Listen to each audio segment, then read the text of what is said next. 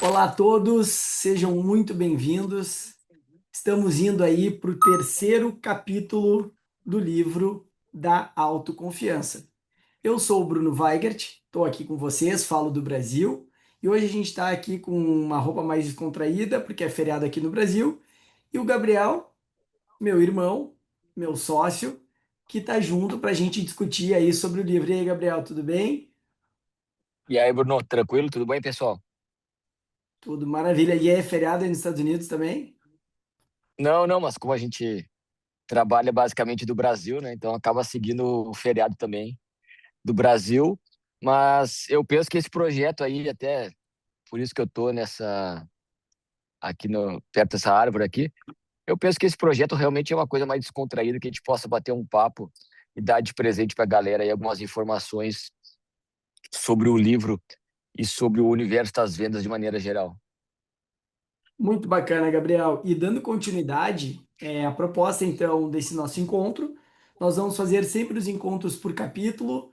O livro que nós estamos abordando, vocês já ouviram o capítulo um, capítulo 2. A gente está falando aí do livro da autoconfiança. Aprenda com um bisão antifrágil a prosperar no caos. É um livro que nós escrevemos, somos uma família aí de vendedores e basicamente a gente traz para vocês aqui todas as nuances e os fatos mais importantes aqui do livro. E para começar então, falamos aí sobre o capítulo um, a essência da autoconfiança, discorremos tudo sobre ela, falamos aí dos pilares da confiança interna e agora a gente vai falar dos inimigos ocultos da autoconfiança. E para começar, falando dos inimigos ocultos da autoconfiança, eu vou ler para vocês aqui o trecho de início da página 34, que ela começa assim: a jornada em direção a uma autoconfiança inabalável não se trata apenas de construir, mas também de desmantelar. Desmantelar os inimigos ocultos que muitas vezes operam nas sombras da nossa mente, minando silenciosamente nossa convicção interior em nós mesmos. A insegurança, em suas múltiplas facetas, é o principal desses inimigos. Ela raramente se apresenta de forma direta.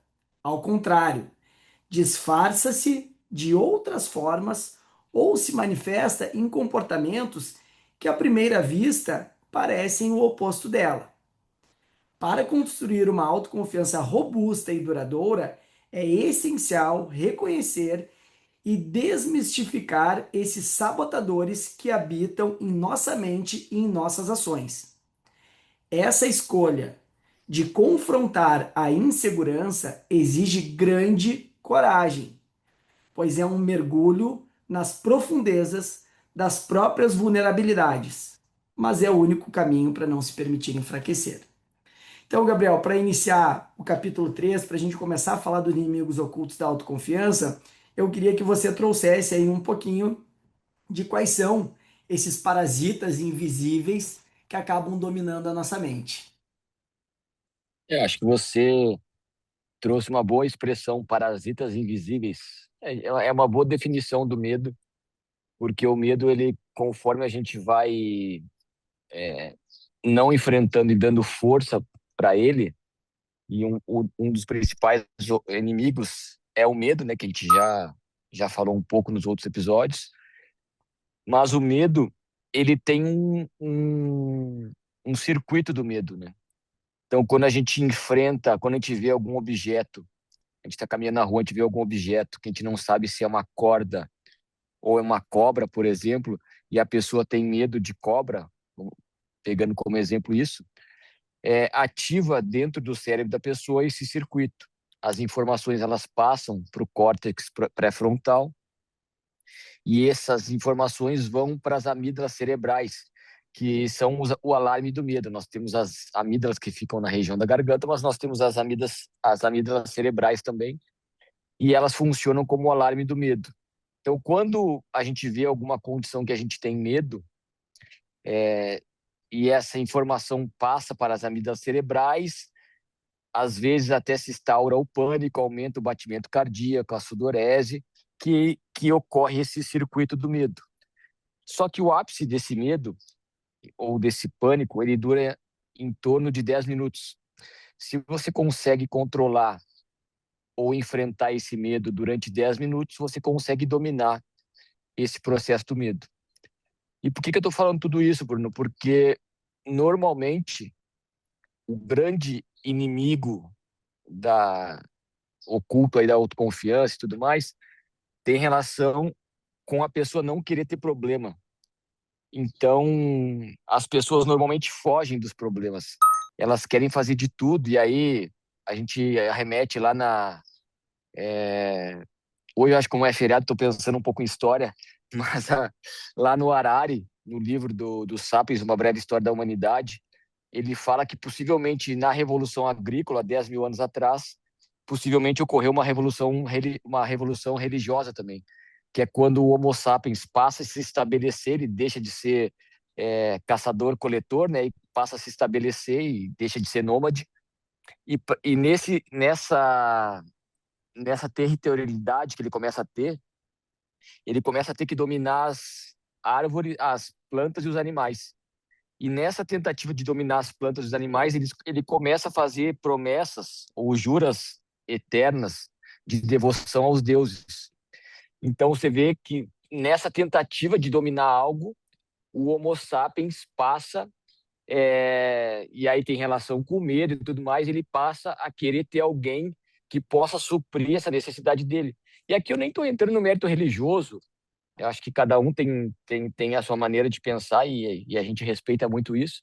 O que eu estou querendo chamar a atenção é que as pessoas, nessa ânsia de não quererem ter problemas, elas passam a se curvar sobre qualquer coisa que possa ajudá-las a não ter esses problemas. Quando na vida, na realidade, é a pessoa enfrentar esses problemas de frente e encarar. Então, eu penso que um dos principais pontos que enfraquece a pessoa é ela não querer encarar problemas. Se for pensar aí no universo das vendas, o vendedor ele não quer encarar o problema do cliente. Ele não quer ter problema. Ah, esse cliente é muito difícil, esse cliente é muito. Cara, mas a gente está aqui para isso, para resolver problemas. Esse é o nosso foco. Se for pensar, né, a palavra dor tem no nome do vendedor. Então, faz parte de você resolver uma dor, você sendo vendedor. Então, eu acho que esse é o principal ponto e que faz as pessoas. Esse, na minha opinião, seria o principal inimigo desse contexto autoconfiança. Um outro inimigo também. Quer falar? Depois a gente continua, pode ir. Eu acho que é legal só fazer uma pequena pausa para falar desse sabotador, porque sempre que a gente traz sobre autoconfiança, a gente aborda muito sobre a questão do medo, né? E a gente sempre fala na questão do bisão, de fazer essa analogia do bisão, né? Que o bisão, inclusive no nosso livro vem, né? Aprenda com o bisão antifrágil a prosperar no caos. Corra para a tempestade de neve como o bisão antifrágil. E a gente fala muito sobre isso, né? Que quando vem as tempestades, e como você falou, o medo de resolver problemas, o bisão, quando ele vê a tempestade, ele vai ao encontro da tempestade. Porque ele entende que ele precisa enfrentar aquela tempestade para poder. E a gente traz muito essa analogia. E aí, quando a gente faz esse paralelo, a gente está atrelando ao medo. Você trouxe o medo do vendedor. E aqui no livro, pessoal, a gente convida vocês a fazerem uma lista, tá? De fazer o catálogo do inimigo interno, uma autoavaliação dos medos que minam a autoconfiança. E aqui no livro a gente apresenta 100 medos que estão por trás, como o Gabriel trouxe na questão da ancestralidade do Yuval Noah Harari, quando ele fala dos sapiens, quando nós andávamos aí em bando, até mesmo em tribo, né? Até mesmo depois, quando a gente sai do caçador-coletor e a gente começa a dominar ali a criação de plantas e de animais para alimentação, a gente também precisa se juntar em grupo para defender território, para, né, para defender uma série de questões. Então, você ser excluído do grupo, você sair fora de algo, acaba que você estava fadado à morte. E aí, quando a gente faz essa linha que já vem no nosso DNA, às vezes medos que, como o Gabriel disse, disparam o alarme, vem a sudorese, né? Vem toda essa questão. Então, o que acaba acontecendo, pessoal? Isso vai minando, e aí a gente está hoje, em 2026, onde a gente praticamente temos uma rede mundial de suprimentos Se a gente for abandonado por um determinado grupo, não significa que a gente vai morrer, mas a gente tem muito medo da rejeição. E o vendedor é um cara que ele precisa ser antifrágil nesse sentido, entender que os nãos fazem parte dele, ele precisa enfrentar essa tempestade. Então, só trazendo e fazendo o paralelo dos sabotadores da autoconfiança, que a gente traz muito aqui, a gente listou 100 medos e eu vou só ler alguns. E aí, pessoal, convido você que está em casa aí, pega um papel e uma caneta agora e lista. Se não quiser listar 100, porque daria para listar muito mais de 100, tá? Daria para listar talvez 1.000 medos aqui que o ser humano tem. Mas se você quer listar 10, 20, pega a caneta e escreve. Escreve os principais que vierem na tua mente e eu vou ler alguns para vocês aqui, tá?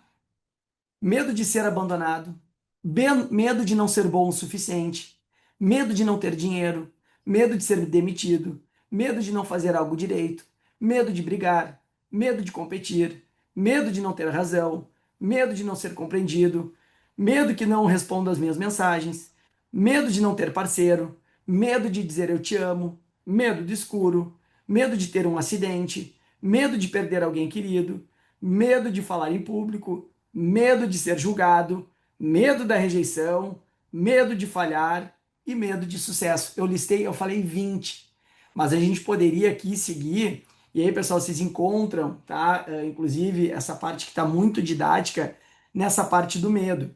E aí, Gabriel, como você estava dando continuidade ali nessa parte dos sabotadores ali, né? Eu queria que você trouxesse, né? E a gente trouxe que um dos principais parasitas, né? É o medo, né? Então é de fato a insegurança. E aí eu queria que você trouxesse aí as duas faces da insegurança, que é o falso confiante e o vitimizado, porque é um paradoxo muito interessante. E aí, pessoal, quando a gente está falando aqui, o livro ele te provoca muito, ele te convida a você fazer uma autorreflexão, tá? Porque à medida que a gente traz para a gente mesmo, a gente começa a identificar uma série de padrões nossos, porque o objetivo, ao final desse livro aqui, é você se tornar mais forte, mais autoconfiante. E a gente aborda cada ponto. Então, eu queria que você trouxesse, Gabriel, essa questão das duas faces da insegurança. Bacana. É, a primeira parte, que é um dos sabotadores também, é a questão da pessoa ela ser vitimizada. Então, se a gente for pensar no nosso mundo, tudo é uma construção de significados. Ah, por que que eu uso moletom que você está usando? Por que que eu não uso pele de animal mais? Porque a gente vai evoluindo e vai vendo que tem determinadas condições que não são mais necessárias. Mas tudo tem a ver com construção de significados. Tudo, qualquer coisa que você puder imaginar, ela tem a ver com isso. A gente, basta você, e aí tem a ver com o vendedor também, né? A pessoa cria alguma coisa e começa a divulgar para as outras pessoas as facilidades dessa coisa ou dessa solução que ela trouxe para a humanidade, por exemplo. Mas se for pensar, qualquer coisa que a gente passa ou que a gente faz tem a ver com essa construção, ou seja, com a visão que a gente dá para o mundo das coisas. Até, não sei se a gente já falou sobre isso, tem aquele livro lá tem aquele filme Os Deuses Devem Estar Loucos, que cai uma garrafa de Coca-Cola no deserto Kalahari, que essa tribo é uma tribo dos bosquímanos que eles ficam isolados da sociedade. Então eles não têm contato nenhum. Então aquilo que não tem significado nenhum para eles, quando aquela garrafa cai no e o personagem principal lá, o Xixo, ele vê aquela garrafa, ele, nossa, que objeto bem bonito, brilhoso, reluzente, eu nunca vi nada tão belo em toda a minha vida. Se veio dos céus, deve ter sido um presente dos deuses. Na realidade, o piloto do avião jogou a garrafa de Coca-Cola e a garrafa caiu na tribo. E como ele não tinha contato com nada, nem sabia o que que era, ele falou: Nossa, então é um presente dos deuses.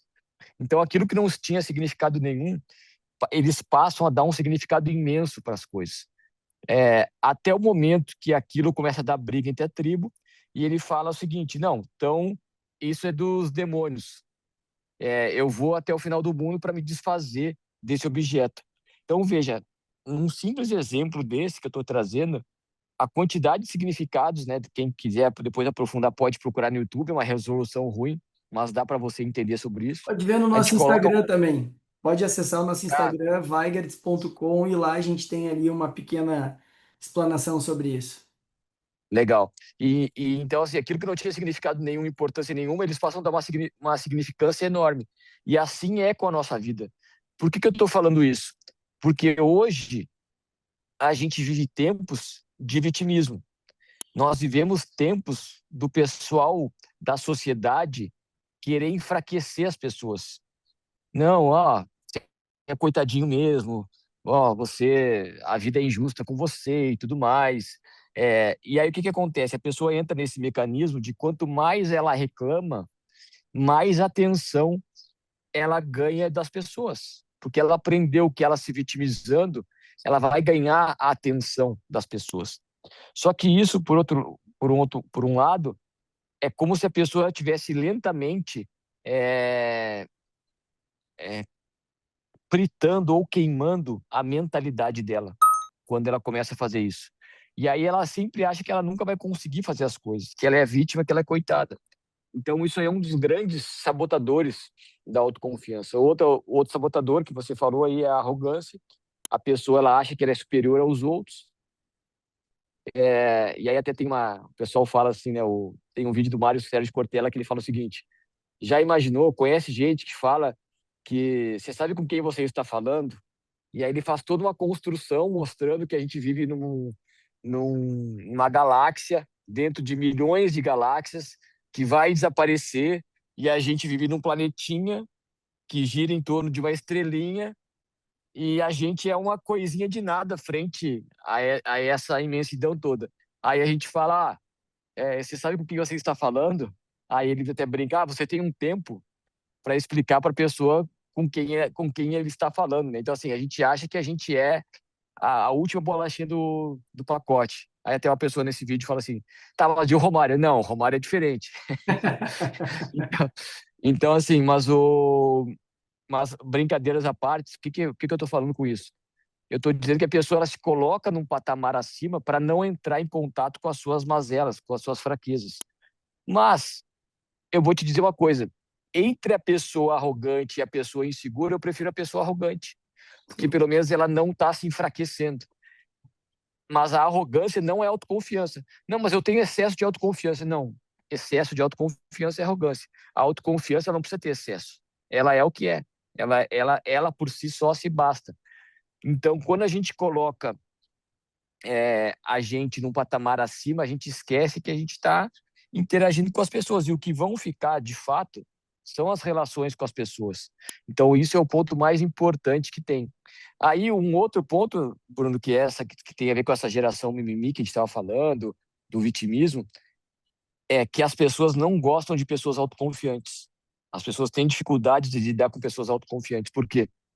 Porque quando chega alguém autoconfiante, aquilo impacta a pessoa e gera um conflito com relação à manifestação dela. Então, por isso que as pessoas preferem falar mal ao invés de olhar para si e ver o que elas podem mudar.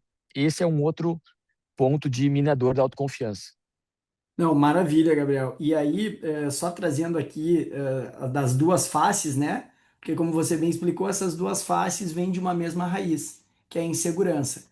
E aí, falando aqui do vitimizado, a gente coloca aqui a parábola do jardineiro, que possuía as sementes mais raras e férteis, mas que as mantinha escondidas no bolso, lamentando que seu jardim nunca florescia.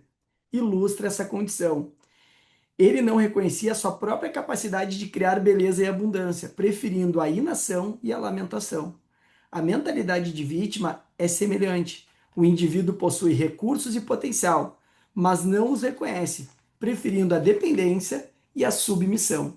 Então, para ilustrar muito a questão do vitimizado, que usa muito, né? Às vezes é uma pessoa que, tô doente, eu tô gripado, você tá com uma carência por trás, essa raiz, essa carência muito latente. Nesse exemplo que nós trouxemos, e às vezes é uma pessoa que tem um potencial gigante, mas ela tá naquela condição ali.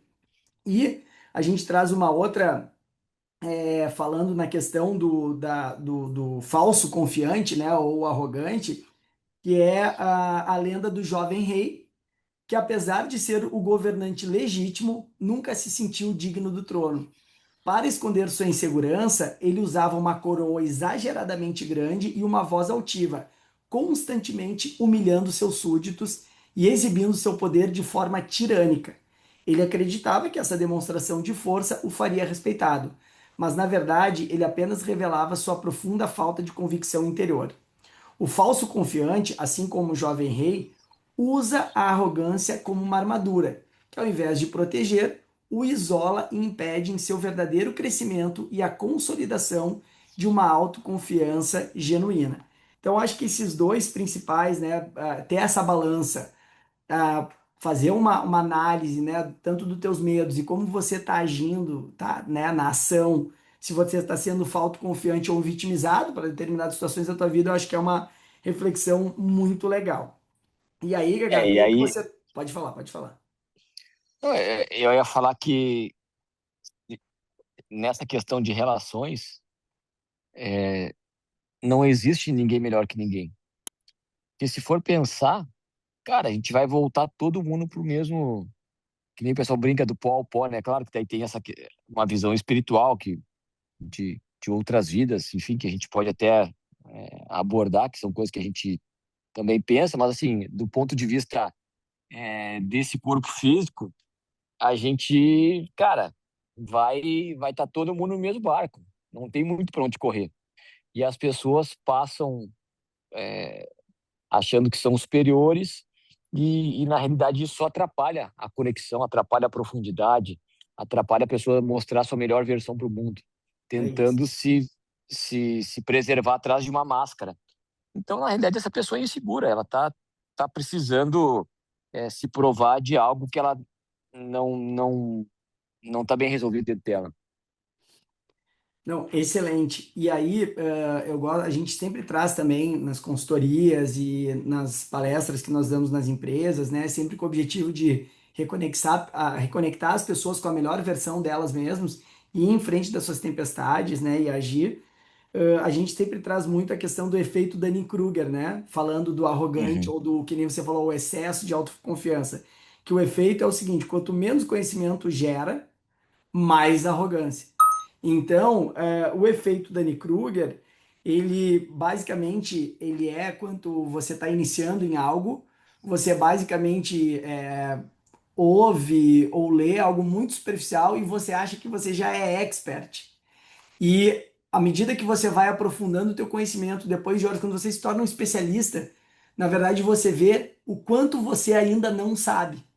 Então, o efeito Dunning-Kruger, né, que foi um estudo validado, mostra isso. E aí, pessoal, também convido mais uma vez para a gente ver em quais esferas que a gente está tendo o efeito Dunning-Kruger. E é uma ilusão, né, que é uma manifestação de ignorância e arrogância. Então a gente tem que ter muito cuidado. Eu tinha um amigo que é muito bacana, enfim, sempre, isso aí é fácil de fazer, isso aqui eu faço e tal. E aí quando você aprofunda e você vai tendo de fato aquela competência, eu acho que é muito legal isso. E aí, E ali pode falar, pode falar. tem não, nos tempos de inteligência artificial que a gente vive, Ah, e as sim, pessoas não têm paciência, por exemplo, nem para ler um livro. Que, por sim. exemplo, assim, ó, me resuma o livro da Weigert, por exemplo. Você põe o prompt lá, e aí te resume e te dá uma visão geral do livro. Só que não te passa os detalhes, por exemplo, assim, como que é feita a construção. Por exemplo, né, às vezes, pegando um exemplo básico aqui, né? A pessoa ela foi lá, ela abriu a porta, ela olhou em volta da sala, ela viu que tinha um aroma de não sei o que. Estou dando um exemplo aqui, né? Então você vê, tem um passo até chegar lá. A gente não quer isso, a gente já quer, não, mas como que é lá? E não tem esse caminho, ou seja, a gente quer o final, a gente quer muitas vezes o sucesso, mas a gente não quer pagar o preço de trilhar esse caminho. E aí que é interessante, porque quando a gente vai ficando mais velho, a gente vai vendo que esse caminho, na realidade, ele é construído por pessoas. Não é pelo trabalho, isso faz parte, mas assim, são as pessoas que constroem esse caminho junto contigo. E se você vai esquecendo o principal, que são as pessoas, cara, nada fez sentido na tua vida. Porque daí um dia a idade vai chegar e você vai ver, cara, eu olhei para trás, putz, mas o que de fato eu fiz? quantas pessoas realmente vieram comigo nesse barco aí, né? Então eu penso que às vezes nessa onda aí de IA e tudo mais, que é muito bacana, obviamente, mas a pessoa tem que cuidar para não esquecer o principal, que são as pessoas, né? Ah, com certeza. E Gabriel, e além disso, falando do Danny Kruger, que é essa questão de você botar armadura, né, e ser o falso confiante, né, e ignorância mesmo. A gente até traz a fábula da raposa, né, uma jovem raposa que ouviu um galo cantando uma vez e proclamou-se a mais experiente cantora da floresta. Então, ilustra um pouquinho do Danny Kruger, mas aí tem um outro lado que a gente traz aqui também, que é a armadilha da carência, buscando validação externa. E aí eu só vou ler um trecho e aí eu vou deixar você discorrer dessa parte que eu também acho que ela é muito importante, tá? A necessidade de ser o centro das atenções, de falar mal dos outros para se sentir melhor, ou a dependência constante do elogio alheio são sintomas de uma profunda carência efetiva e uma autoconfiança abalada. Pessoas que operam a partir dessa carência buscam incessantemente validação externa, transformando sua autoestima em um refém das opiniões alheias. Como a filósofa Hannah Arendt, Hannah Arendt. isso, em 1958, observou que a busca excessiva por aprovação pode nos afastar de nossa própria autonomia e da capacidade de pensar e agir por nós mesmos. Essa dependência é uma escolha que leva ao enfraquecimento da convicção interior. Então, essa busca incessante pela validação, ela é como um poço sem fundo, porque não tem nada nem ninguém, nem a quantidade de elogios que você receba que vai curar essa tua carência, porque essa carência ela é tua. E isso não tá fora para alguém curar. E o mais que eu queria que você trouxesse, Gabriel, o mais perigoso disso é, de fato, você muitas vezes agir de, de forma para se incluir em algum grupo, para você, porque você tem essa carência da validação externa e você acaba se desconectando de você mesmo. Você perde a tua autenticidade, você perde os valores, as coisas que tu gosta, tudo porque você entregou a chave da tua vida para outra pessoa na medida que você tem essa carência. Então, eu queria que você trouxesse sobre essa questão da busca da validação externa e falar mal dos outros, ter que rebaixar o outro. Isso são sintomas que hoje, né, a gente lida aí com uma série de pessoas, não só na consultoria da Weigertz, mas nos trabalhos e tudo mais, e são sintomas que a gente consegue ver muito rapidamente quando a pessoa não está calçada pela sua autoconfiança. Ou quando a gente vê aquela pessoa extremamente autêntica, que tem o jeito dela, essa pessoa ela conquista muito mais. Ela cativa mais, porque é a verdade, ela chega a iluminar a sala. E então eu queria que você trouxesse sobre essa armadilha da carência, que também é um sabotador da autoconfiança, né? É, isso é interessante. O Leandro Carnal tem um livro que chama Detração, um breve ensaio sobre o mal dizer. Nesse livro é interessante porque ele coloca vários pontos que a fofoca ela faz parte da nossa vida de maneira geral, né? Daí aí ele até brinca assim, eu não gosto de fofoca. Eu não gosto de pessoas que fazem fofoca, ou não gosto de pessoas que falam mal do outro. Mas a pessoa já está falando mal daquela pessoa que faz fofoca, por exemplo, né? Então, assim, é bem interessante isso aí, porque é um movimento social também, mas eu vejo que essa questão de validação, porque, por exemplo, assim, ó, é até aquela frase do Freud, né? Quando, agora não lembro os nomes, mas talvez, quando Pedro fala mal de Paulo, tem mais de Pedro do que de Paulo. Então, assim, quando eu falo mal de alguém, eu estou sabendo mais da pessoa que está falando mal do que propriamente o outro que a pessoa está falando mal, né? Então, isso daí tem a ver com essa busca de validação que você está falando. E essa busca de validação tem a ver com essas máscaras que a pessoa vai colocando para tentar ser aceita. Só que esse vazio que ela sente em tentar ser aceita, e aí hoje no mundo das redes sociais, da internet, Instagram, as pessoas fazem absurdos para ter o like, para serem curtidas, mas daí elas vão se desvirtuando muitas vezes da sua verdadeira realidade. Então, por exemplo, assim, tanto é que nesse mundo digital, o índice de depressão, é, de a pessoa às vezes até tentar cometer contra a própria vida, isso é muito grande. Por quê? Porque se eu vou buscar fora algo para me preencher, nunca vai me preencher. Então a pessoa precisa encontrar dentro quais que são as fortalezas dela, para daí sim ela conseguir, né, ver de fato o que que é. Então, assim, por exemplo, a pessoa tem alguma dificuldade que ela não lida bem com algum processo dela, né? É, eu até posso trazer um exemplo meu. Quando a gente era mais novo, sei lá pelos 15, 16 anos, eu colocava sapato para eu poder ficar mais alto. E aí eu ia para as festas e me sentia muito bem, porque eu estava mais alto e tudo mais. Aí eu comecei a ver, não, mas espera aí, se eu tenho baixa estatura, se eu sou baixinho, eu tenho que assumir isso. E eu não tenho que ficar querendo me nivelar é, pelas pessoas, ou porque o que que é o normal, ou o que que é o padrão. Eu sou desse meu jeito e tá tudo certo. E aí foi muito libertador quando eu deixei isso, né? Eu falei, cara, eu sou desse jeito, é tudo certo. E aí eu nunca mais tive problema com isso, porque as pessoas e a sociedade de maneira geral busca muito essa validação externa. Ah, então eu vou comprar roupa tal, porque daí sim eu vou ser aceito por esse grupo. Ou eu vou usar essa marca tal, porque daí sim. E veja, na realidade, não tem problema a pessoa usar uma roupa de marca ou usar algo que ela goste, tá tudo certo. O que é bom, não tem problema. Não é esse o ponto. O ponto é o porquê que ela tá fazendo isso. Se ela tá fazendo isso porque ela gosta ou se ela tá fazendo isso porque ela quer ser aceita por algum grupo. E aí que eu acho que esse que é o problema.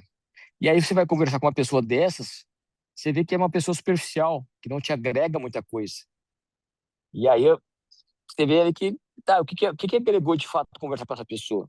Não tem a profundidade. E esse que é o problema dos tempos atuais, né? E o principal, né? Porque a própria pessoa está com sofrimento ali. Da onde que vem esse padrão? Da onde que está vindo esse sofrimento dela, né? E aí, para a gente encerrar aqui esse capítulo 3 que são os inimigos ocultos da autoconfiança, e a gente, né, trouxe também o medo, mas a gente tem outros aí, que a gente falou dessa perda da autenticidade, que ela vem muito calcada aí, sabotadores como a timidez, os medos, a antecipação do fracasso. Então, por que que eu estou trazendo isso? Porque a insegurança, em muitas de suas manifestações, é um reflexo de uma autoimagem frágil e excessivamente dependente da validação externa. Quando o valor de uma pessoa é construído sobre os pilares instáveis da opinião alheia, quando a crítica, rejeição ou desaprovação externa têm o poder de derrubar essa frágil estrutura, a convicção interior de que eu sou o que os outros pensam de mim é uma das mais perigosas ilusões, pois entrega o poder pessoal na mão de terceiros, levando a um enfraquecimento constante da autoconfiança. E aí tem uma coisa que o Sêneca, né, esse filósofo estoico, falava, que ele advertia contra a busca de honras e glórias externas, pois elas estão fora do nosso controle e, portanto, podem gerar angústia e felicidade. Para ele, a verdadeira honra e o verdadeiro valor vêm de dentro, da virtude e da sabedoria. A coragem de se desapegar da opinião alheia e de construir uma autoimagem baseada em princípios internos é um pilar da autoconfiança estoica. Não se permitir enfraquecer pela busca incessante da aprovação externa é um ato de sabedoria pessoal. E aí, Gabriel, para a gente encerrar, a gente traz aqui no livro, tá? Para você, a gente convida você a ir para ação. E a gente dá aqui um mapa de como você, 5 passos para você ter essa reconstrução, tá? Dentro para você não se permitir enfraquecer frente a esses sabotadores. Primeiro é uma autoanálise, você identifica eles, identifica os teus medos. e depois você vai para a ação diária. Toda vez que esse padrão aparecer, se você está buscando honras, se você está buscando, e veja, o Sêneca, né? Ele foi um filósofo, mas foi senador em Roma. Era um cara que teve muitas posses, teve muitas glórias, e ele trazia o quão. Não é um problema você ter as glórias, o problema é você querer isso de uma forma vazia e que a verdadeira virtude ela não está aí. Então acho que esse é o principal ponto desse capítulo. Gabriel, se você quiser encerrar então, para a gente no próximo encontro a gente se encontrar aí no quarto capítulo, que daí sim a gente vai falar forjando a mentalidade vencedora, que é dando continuidade nesses passos que estão aqui no capítulo 3. Acho que você já falou tudo, Bruno. Não vejo muito mais que possa acrescentar aí. Maravilha, pessoal. Até o próximo encontro. Um grande abraço. Valeu, pessoal.